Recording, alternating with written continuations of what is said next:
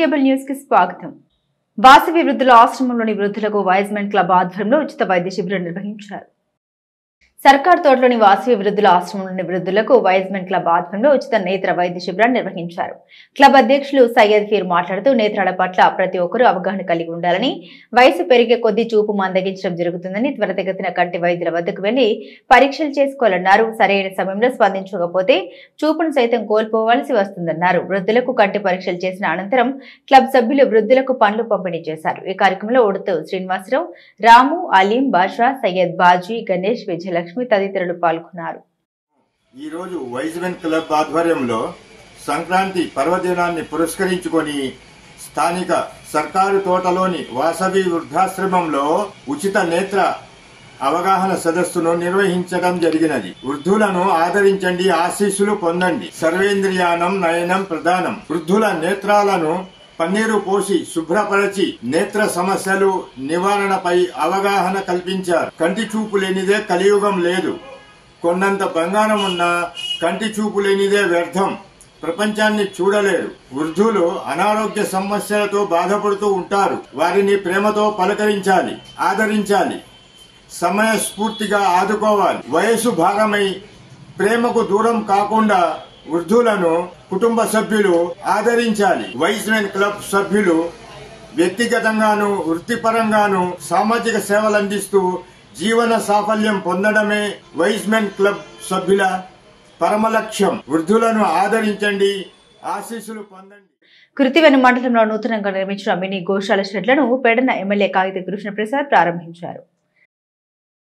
గ్రామంలో పశుపోషణ, కోళ్లు, గొర్రెలు, మేకల పెంపకానికి మెరుగైన వసతి కల్పిస్తూ పాడి రైతుల సంక్షేమ అభివృద్ధి కోసం మినీ గోకులం షెడ్లను నెలకొల్పుతున్నట్లు పెడన ఎమ్మెల్యే కాగిత కృష్ణప్రసాద్ తెలిపారు. ఇందులో భాగంగా కృతివేణు, సీతనపల్లి, బంటుమిల్లి, మంజులూరు గ్రామాల్లో నూతనంగా నిర్మించిన మినీ గోశాల షెడ్లను ఆయన ప్రారంభించారు.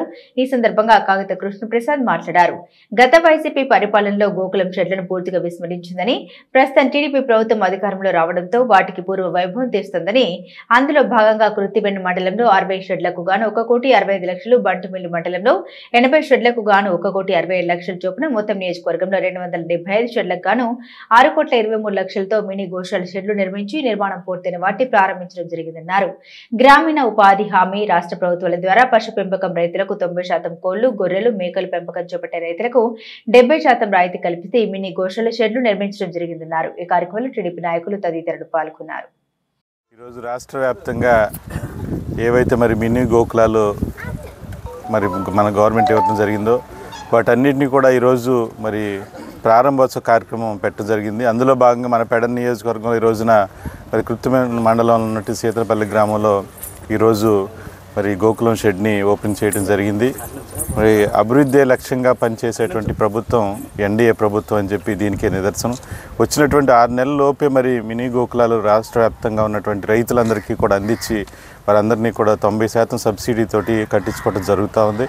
మన నియోజకవర్గంలో కూడా 275 మినీ గోకులాలు శాంక్షన్ అవుతుంది. అవన్నీ కూడా కన్స్ట్రక్షన్ పూర్తయ్యే స్టేజ్లో ఉన్నాయి. మొత్తం 6,23,00,000 రూపాయలతోటి కేటాయించి రైతులందరికీ కూడా లబ్ధి చేకూరే విధంగా మన ప్రభుత్వం చేస్తూ ఉంది. చంద్రబాబు నాయుడు గారు, పవన్ కళ్యాణ్ గారి యొక్క ఆధ్వర్యంలో రైతులందరూ కూడా సుభిక్షంగా ఉండాలి అని చెప్పేసి లక్ష్యంతో ఈ రోజున ఈ కార్యక్రమాన్ని చేపట్టడం జరిగిందని చెప్పి మీ అందరికీ కూడా తెలియజేస్తూ ఉన్నాను. అదేవిధంగా మరి ఎన్ఆర్జీఎస్ నిధుల ద్వారా ఈ షెడ్లే కాకుండా మరి సీసీ రోడ్లు కూడా గ్రామాలన్నింటినీ కూడా అభివృద్ధి అనే లక్ష్యంతో అన్ని అవనిగడ్డ నియోజకవర్గంలోని పలు దేవాలయాల్లో ముక్కోటి ఏకాదశి వేడుకలు ఘనంగా నిర్వహించారు.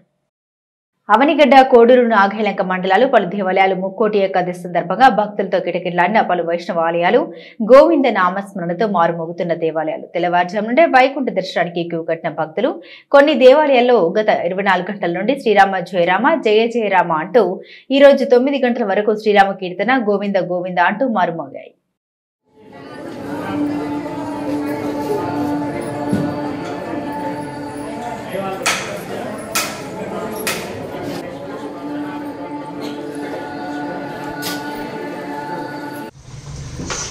यजमान श्रीमान श्रीमद् गौतम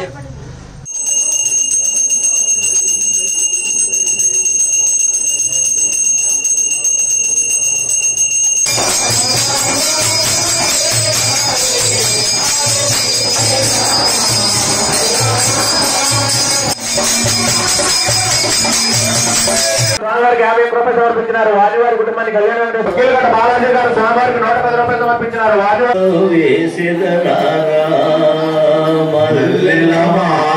కుటుంబానికి కళ్యాణ వెంకటేశ్వర స్వామివారు సదా రక్షించాల్సిందిగా కోరుతున్నాం. వాసుదేవ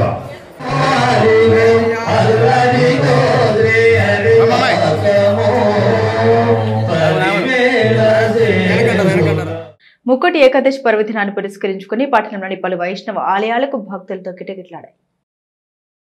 ముక్కోటి ఏకాదశి సందర్భంగా వైష్ణవ ఆలయాలు భక్తులతో పోటెత్తాయి. ముక్కోటి ఏకాదశి పర్వదిన సందర్భంగా వైష్ణవ ఆలయాలు తెల్లవారుజాము నుండి భక్తులతో కిటకిటలాడాయి.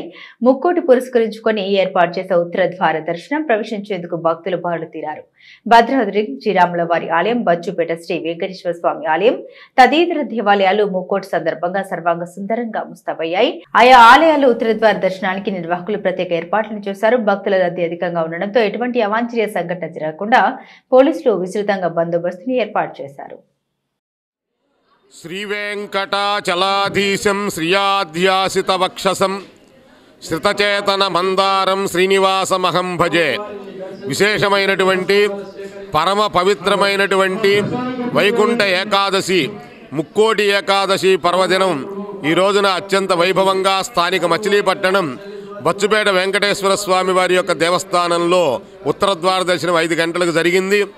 ఈ యొక్క విశేషమైనటువంటి గొప్పదైనటువంటి పరమ పవిత్రమైనటువంటి ఏకాదశి 24 ఏకాదశుల్లోనూ ఉత్కృష్టమైనటువంటిది, మోక్షాన్ని కలిగించేటువంటిది, పరమపద ప్రాప్తినిచ్చేటువంటి ఏకాదశి. అందువల్ల దాన్ని వైకుంఠ ఏకాదశి అన్నారు.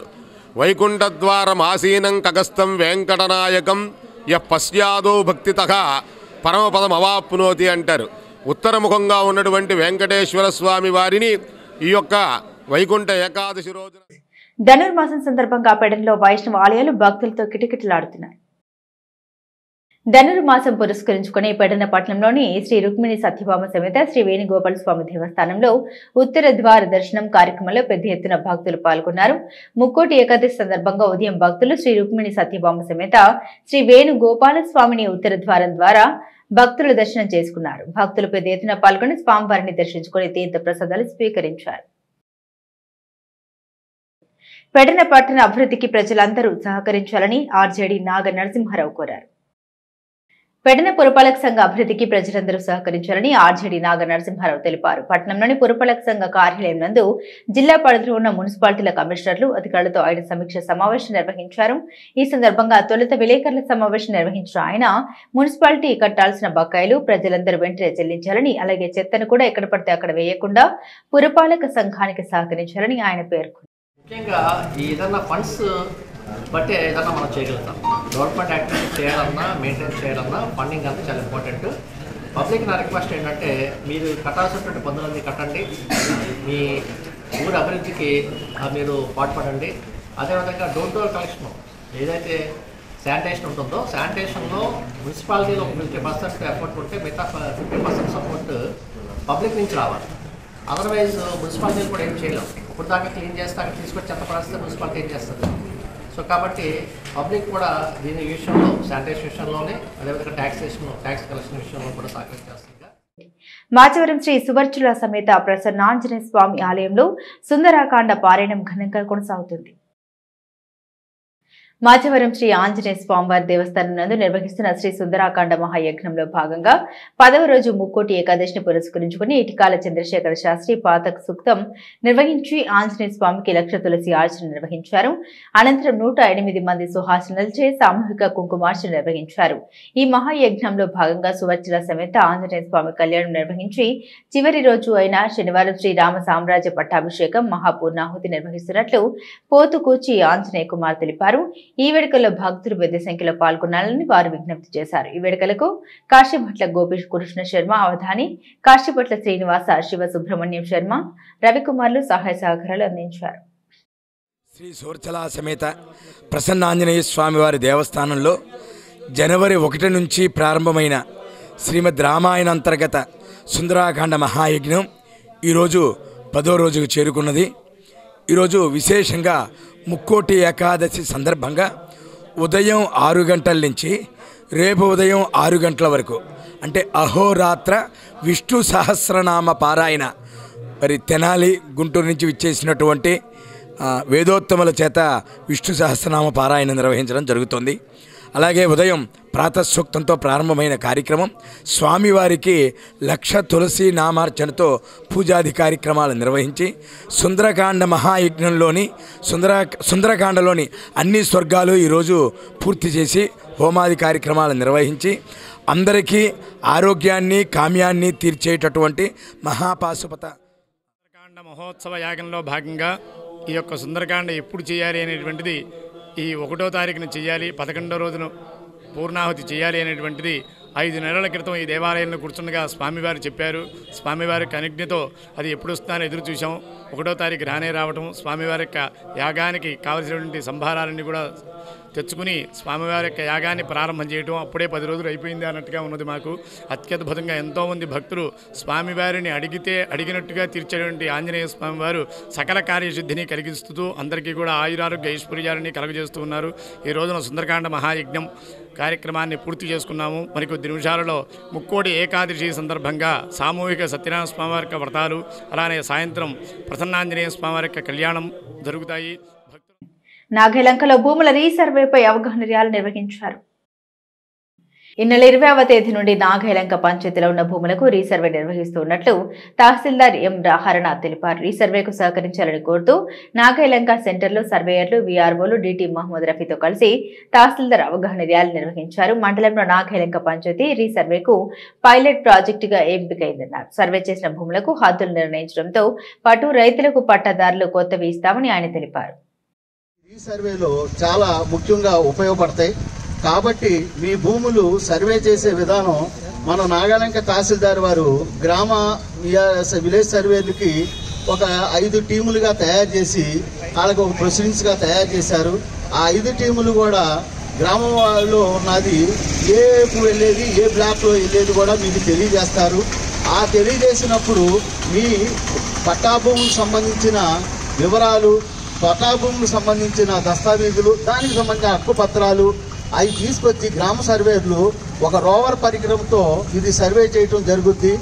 ఈ రోవర్తో మీ యొక్క భూమికి సంబంధించిన హద్దులు, మీ హద్దులు ఖచ్చితంగా మాకు తెలియపరిస్తే ఆ హద్దుల ప్రకారంగా కూడా మేము ఆ రోవర్తో భూకమత పట్టం అని తయారు చేయటం జరుగుద్ది. భూకమత పట్టం తర్వాత మీకు ఈ సచివాలయం ద్వారా మళ్ళీ ఒక నోటీస్ ఇచ్చి మళ్ళీ ఒక గ్రామ సభగా కండక్ట్ చేస్తాం. ఆ కండక్ట్ చేసినప్పుడు ఆ విస్తీర్ణాలు మీ యొక్క దస్తావేజుల్లో ఉన్న విస్తీర్ణాలు, మేము సర్వే చేసిన తర్వాత విస్తీర్ణాలు ఏమైనా తేడాలు ఉన్నాయా, ఆ తేడాలు కూడా మళ్ళీ వెరిఫై చేయడం జరుగుద్ది. తర్వాత దానికి ఈ రోవర్ రీసర్వే భూముల రీసర్వే మళ్ళీ మొదలవబోతుంది. రేపు 20వ తారీఖు నుంచి రీసర్వే ప్రక్రియ మొదలవుతుంది.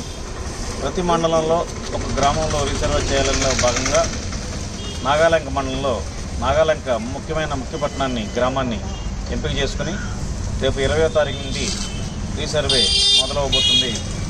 అవగాహన నిమిత్తం ఈరోజు మండల సర్వేయరు, గ్రామ సర్వేయర్లు, వీఆర్ఓలు ప్రజలతో ర్యాలీ నిర్వహించడం జరుగుతుంది. ముక్కోటి సందర్భంగా శ్రీకాకుళం ఆంధ్ర మహావిష్ణువు ఆలయం గోవింద నామస్మరణతో మారుమోగింది. ఘంటసాల మండలంలోని శ్రీకాకుళం ఆంధ్ర మహావిష్ణువు ఆలయం గోవింద నామస్మరణతో మారుమోగింది. ముక్కోటి ఏకాదశి ఉత్తర ద్వార దర్శనం పర్వదిన సందర్భంగా శ్రీకాకుళేశ్వర స్వామి ఆలయం భక్తులతో కిక్కిరిసింది. ఆలయ కార్యనిర్వహణాధికారి దాసరి శ్రీరామ వరప్రసాదరావు ఆధ్వర్యంలో కట్టుదిట్టంగా ఏర్పాట్లు చేయగా తెల్లవారుజాము నుండే గంటల తరబడి వేచి ఉన్న భక్తులు భక్తి శ్రద్ధలతో స్వామివార్లను దర్శించుకున్నారు. ఆలయంలోని ధ్వజస్తంభం వద్ద మహిళా భక్తులు పసుపు కుంకుమలతో పూజలు చేశారు. ఉత్తర ద్వార దర్శనం చేసిన శ్రీ స్వామిని ప్రత్యేకంగా అలంకరించిన గరుడ వాహనంపై గ్రామ పురవీధుల్లో గ్రామోత్సవం నిర్వహించారు. గ్రామోత్సవానికి బయలుదేరిన స్వామివార్లను అవనిగడ్డ ఎమ్మెల్యే మండలి బుద్ధప్రసాద్, విజయలక్ష్మి దంపతులు, చల్లపల్లి రాజవంశీయులు, యార్లగడ్డ శివరామ ప్రసాద్, యువనేత వెంకట్రామ్, సాయి సుప్రియ దంపతులు ప్రత్యేక పూజలు నిర్వహించారు. గ్రామస్తుల సహకారంతో ఏర్పాటు చేసిన అన్నప్రసాద వితరణ కార్యక్రమాన్ని స్థానిక నేతలతో కలిసి బుద్ధప్రసాద్ ప్రారంభించారు. భక్తుల కోసం కోలాటం, భజనలు, భరతనాట్యం, కృష్ణార్జున యుద్ధం, సత్య హరిచంద్ర నాటకాలు ప్రత్యేక ఆకర్షణగా నిలిచాయి. శ్రీకాకుళంలో వేయించేసి ఉన్న శ్రీ ఆంధ్రనాయక స్వామి సన్నిధానాన వైకుంఠ ఏకాదశి కార్యక్రమం చాలా అత్యంత వైభవపేతంగా జరిగింది. 57 తిరుపతుల్లో ఒకటిగా భావించే ఈ ఆంధ్రనాయక స్వామి దేవాలయంలో ఈ ప్రతి సంవత్సరం కూడా వేలాది మంది భక్తులు వచ్చి ఇక్కడ దర్శనం చేసుకుని తరించాలని చెప్పిన ఆలోచనతో వస్తూ ఉంటారు. ఈసారి కూడా కొన్ని వేల మంది భక్తులు రావటం జరిగింది. వాళ్ళందరికీ కూడా దేవస్థానం వారు అన్ని ఏర్పాట్లు కూడా సక్రమంగా చేయటం కూడా జరిగింది. ఎందుకంటే ఇది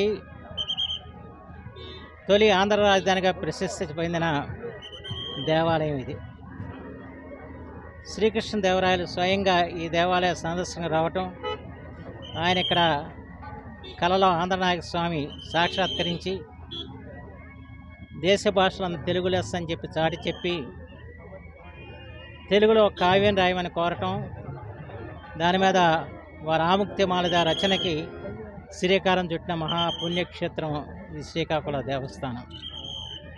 ఈ దేవస్థానం తెలుగు జాతి చరిత్రతో ముడిపడి ఉన్న దేవస్థానం. ఇది తెలుగు జాతి చరిత్రలో ఒక ప్రశస్తి పొందిన దేవాలయం. ఇది అనేక రాజవంశాల వారు ఈ దేవాలయాన్ని సందర్శించినట్లు వారి శాసనాల ద్వారా మనకు తెలుస్తుంది.